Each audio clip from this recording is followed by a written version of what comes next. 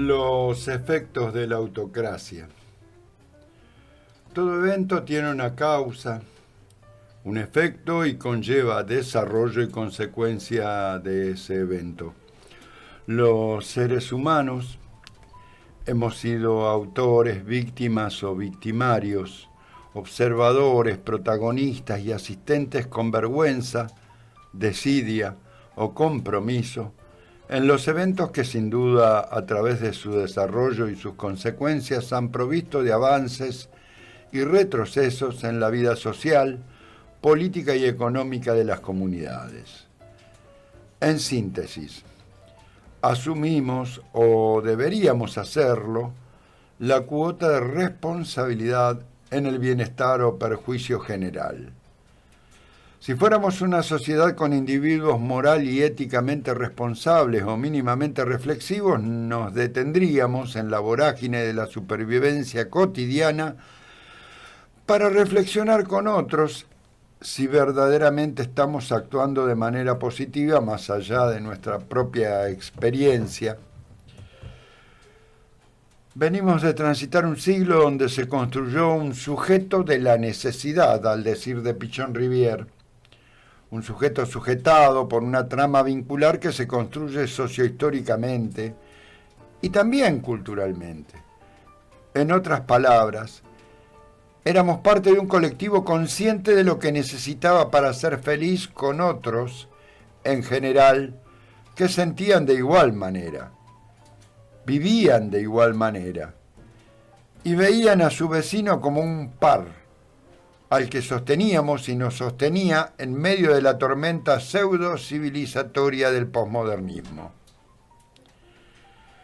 Estamos en el periplo de un cuarto de siglo nuevo con un sujeto que perdió todo ese bagaje de valores que nos distinguía, como una sociedad unida por un hilo conductor histórico, que nos reflejábamos en el espejo de otro parecido y donde no se exigía una tabula rasa que achatara expectativas de vida.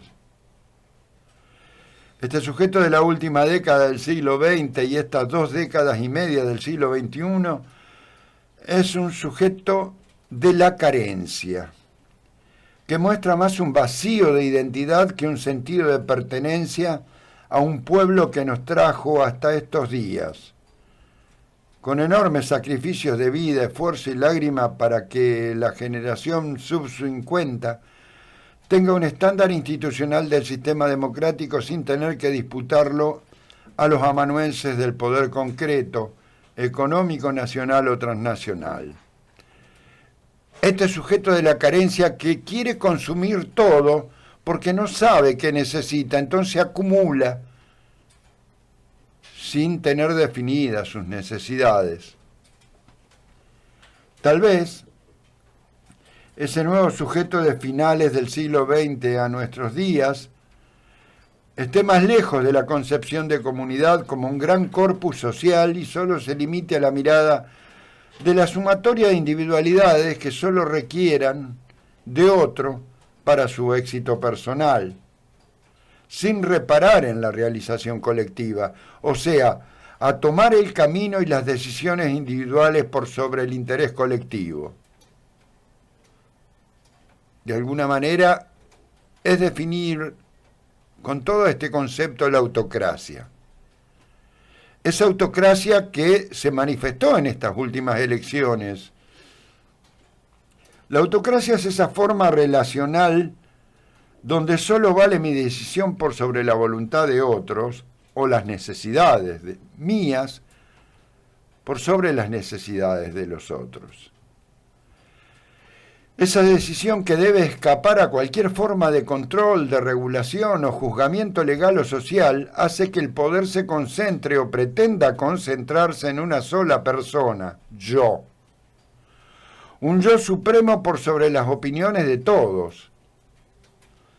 Así, de manera enferma marcha nuestra sociedad, compuesta por individuos que toman relaciones casuales de acuerdo a su objetivo individual y en tanto y cuanto sirvan para proveerle de un atajo para lograr esos objetivos.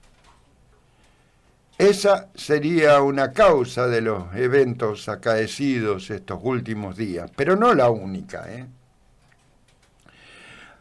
Hay quienes promueven esos antivalores sociales, pero no lo practican plenamente, porque no creen definitivamente que solo deban existir como ejemplares únicos, sino como una élite. Un pequeño grupo de elegidos para realizarse con el esfuerzo y sacrificio de otros, los que no pertenecen a esa élite. Y eso es una casta. Aquellos que utilizan a la mayoría para que sus padres, ellos y sus hijos o nietos sigan usufructuando el esfuerzo ajeno bajo su propia palabra autorizada para decir, entre comillas, la verdad incuestionada. Y así aparecen personajes como Mauricio Macri, Luis Toto Caputo, Santiago Caputo, Patricia Bullrich o Javier Milei. Pero hay otros fuera de nuestro territorio como Donald Trump, el más destacado, que también desarrollan la idea o el modelo de élite o casta. Ellos, los que pertenecen o dicen quién pertenece a la élite, son solidarios con sus iguales o aparentan hacerlo en pro de sus propios objetivos. Una vez más, en relaciones utilitarias donde sirven si los proveen de un beneficio determinado. Ese fue el acting que realizó Donald Trump en Argentina de la mano de Scott Bessent, el secretario del Tesoro de Estados Unidos, quien en nombre del Tesoro otorgó 2.200 millones de dólares a la frágil economía argentina comprando pesos baratos. Javier Gerardo estaba en crisis, a días de perder las elecciones de medio término, y Donaldo, como el gran hermano mayor, acudió en su ayuda. Así también se convino un swap o línea de balance de Estados Unidos con Argentina en desgracia de Javier Gerardo. Swap que no es un préstamo, sino una compra de deuda futura por parte del gobierno de Estados Unidos a nuestro país. Debía ser de carácter pública la condición y ser aprobada por el Congreso Nacional la ejecución de esa promesa de compra de deuda pública nacional, porque compromete los fondos públicos que no son de Javier Gerardo ni de Luis Toto, y porque compromete el presente y futuro de los argentinos y argentinas, pero no lo hicieron. Para no alargar más la cuestión, La Libertad Avanza ganó las elecciones por poco porcentaje de diferencia, pero lo hizo, con un resultado escaso en representatividad institucional, pero lo hizo.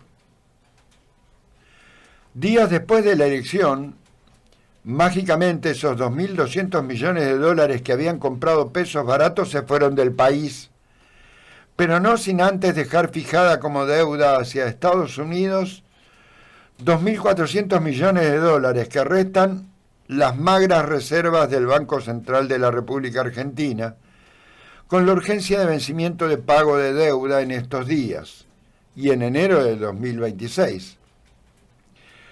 Para quien no lo notó, la deuda implica un 10% por encima de lo invertido, superando en varias veces la inflación mensual. Y por otra parte, una rápida renta y fuga por parte del Tesoro de Estados Unidos del escenario económico financiero nacional. O sea, el, entre comillas, salvataje solo fue una inversión muy rentable para Estados Unidos que mediante una contabilidad creativa, o sea, un dibujo contable, le permitió bajar el precio del dólar previo a las elecciones, situación que sin dudas colaboró con el triunfo de La Libertad Avanza, pero sería injusto decir que solamente eso definió la masa votante. Lo que sí acrecentó la deuda para todos y todas, con el fin electoral de favorecer al oficialismo nacional. Tal vez por eso La efusividad del triunfo duró algo así como 16 horas del día lunes en los mercados de cambio y bursátiles, aunque dejó bajo el riesgo país, no logró seducir nuevas inversiones, que era lo que desde economía pretendían arrastrar con la ola violeta. Como contrapartida, ese, entre comillas, salvataje sí generó una catarata de críticas tanto de republicanos como demócratas hacia la gestión Trump, que arrastró en el supermartes del 4 de noviembre una clara manifestación de rechazo a varias actitudes del oficialismo estadounidense, acarreándole al menos un fuerte dolor de cabeza a Donaldo. La iniciativa republicana de Proposición 50, o como se titula legalmente, la Ley de Respuesta al Fraude Electoral, impulsada por el presidente Donald Trump, que buscaba otorgar hasta 5 escaños adicionales en el Partido Republicano en el estado de Texas, fue rechazado. A su vez, el estado de Nueva Jersey, por primera vez desde 1960, rompió una cultura de mantener alternancia de 2 períodos para demócratas y republicanos, otorgándole este martes un tercer mandato a los demócratas. Y además, las victorias celestes del Partido Demócrata en Virginia, Pensilvania, Georgia y California, llegando a la apoteótica victoria de Nueva York. Un golpe al corazón del capitalismo financiero, como es la ciudad que eligió un alcalde ugandés de nacimiento y musulmán practicante, definido como socialista. En síntesis, lo que se inició como una intención solidaria con el gobierno de Javier Gerardo por parte de Donaldo fue un costo político superior a la inversión de fondos insuflados para la elección de Argentina. Trump ha realizado una tensión con el votante estadounidense que le provocó un daño terrible este martes al Partido Republicano y que a no muy largo tiempo le pasarán factura por la discrecionalidad del salvataje en medio de una crisis del pueblo estadounidense. Entonces, hoy ya vemos que pensar que la libertad avanza no tiene un cheque en blanco por haber ganado la elección de octubre y menos una consolidación del plan económico, sino por el contrario, ha mostrado la fragilidad a la que está expuesta la economía nacional, macro y micro, que obliga a ser distinto en muchas respuestas, como con los salarios de los trabajadores del Garraham o hacia los prestadores del sector de discapacitados. Por otra parte, Donald Trump puede aparentar que no le dolió la derrota de esta elección de medio término del 4 de noviembre, pero sus propios partidarios republicanos se lo harán saber pronto.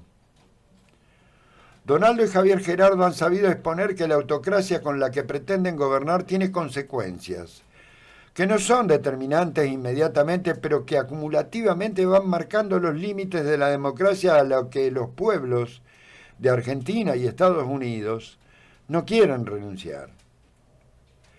Tal vez deberán volver sobre sus pasos al respeto de la institucionalidad desde una mirada de administración de Estado y no empresarial. O esa pequeña diferencia que pudo lograr Javier Gerardo se derrumbe y el llamado de atención a Trump sea su epitafio político en la historia del país del norte. Buenos días. Bienvenidos. Esto es Vox Populi.